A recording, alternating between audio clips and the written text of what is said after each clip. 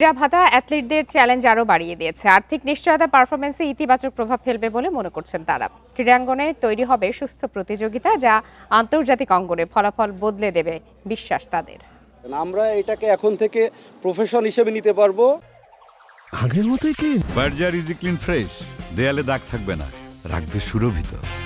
আর বিগত দিনে আমাদের যে পিছুটানটা ছিল, অর্থনৈতিক যেই অসক্ষমতার জায়গাটা ছিল, এটা এখন আমাদের মাননীয় প্রধানমন্ত্রী, এই সরকার, এনাদের প্রতি আমি কৃতজ্ঞতা জানাই। এনারা আমাদের এই জায়গাটা ফিল আপ করে দিল। যারা খেলতে ইচ্ছুক তারা অনেক আগ্রহী হবে, কেননা যেখানে ভবিষ্যৎ নাই সেখানে তো কেউ যেতে চায় না। সবাই একটা নির্দিষ্ট ভালো একটা ভবিষ্যতের দিকে আগাইতে চায়। আরও প্লেয়ারদের মধ্যে আরও উৎসাহ বাড়বে এবং তাদের মধ্যে আরও কম্পিটিশন যে ভাবটা ওটা তৈরি হবে। এবং যারা আমরা এই পর্যায়ে আসছি, আমরা সবাই চেষ্টা করব যে আরও ভালো কিছু করার এবং পারফরমেন্সটা ধরে রাখার।